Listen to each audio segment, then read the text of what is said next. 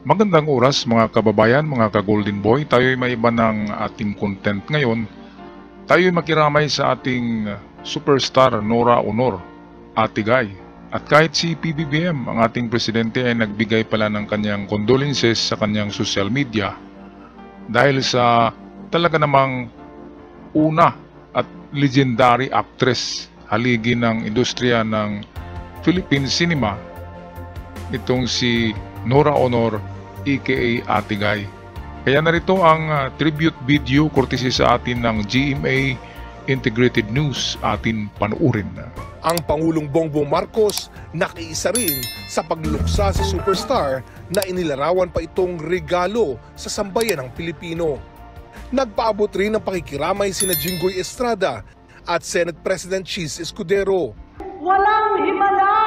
Sa mga tumatak na lang niyang linya maririnig ang kakaibang timbre ng boses ng nag-iisang Nora Honor.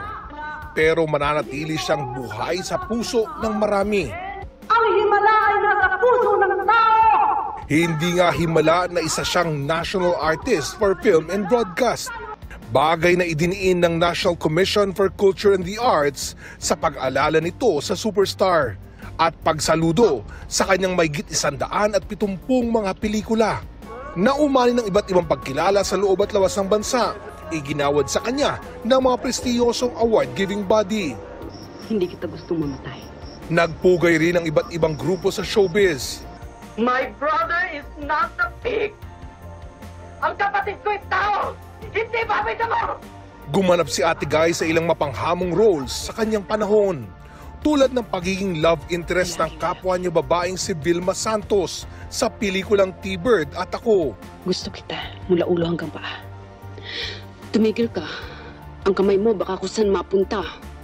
Ang Star for All season, nagpaalam rin sa kanyang mare at nagpaabot ng pakikiramay at panalangin. Magkumari talaga ang turingan nila, gaya ng kwento mismo ni Nora Honor sa Eyewitness. Ang tawag niyo po talaga kay Vilma ay Mare. Kumari ko talaga siya. Inaanak niya siya yung anak ko si Kiko. Hanggang sa huli, hindi tumigil ang pangumulaklak ng kanyang karera. Kwento pa nga ni Hilda Coronel sa post niya ng pakikiramay. Nag-uusap na sila ni Ate Guy para sa isa sanang proyekto. Maging sa telebisyon, isa si Ate Guy sa mga tinitingala. Kaya mapalad ang mga nakatrabaho niya tulad ni Dingdong Dantes. Sa post ni Dingdong, ikinwento niya ang pambihirang pagkakataong nakausap niya ang isang superstar nang mag-guest cast ito sa 2015 series na Parikoy. Mas humanga raw si Dong sa humility ng aktres na isang patunay kung bakit siya maituturing na legend. Si Chris Bernal, ituturing na regalo ang minsang makatrabaho ang kanyang lolay sa Little Nanay. Bakas ang lungkot sa mga post ng mga nakatrabaho rin ni Nora tulad ni Narita Avila, sparkle artists na sina Kailin Alcantara, Jerry Gonzalez at Kate Valdez. Higit sa lahat, walang pagsidla ng lungkot at dalamhati ang kanyang pamilya. Ang apo niya kay Lotlot de Leon na si Janine Gutierrez na nagluluksa pa sa pagpanaw ng kanyang isa pang lola na si Pilita Corrales. Malungkot din nagpaalam sa kanyang mamagay at nagpasalamat sa mga nakikiramay. Pumanaw man, titingalain ang nag-iisang Nora Honor dahil patuloy na titingkad ang superstar sa kalangitan. At hanggang dito na lamang tayo mga kababayan, mga ka-Golden Boy. Tayo'y nalulungkot din dahil sa panahon ko ay yang si Ate Guy ay talagang nag-iisang superstar.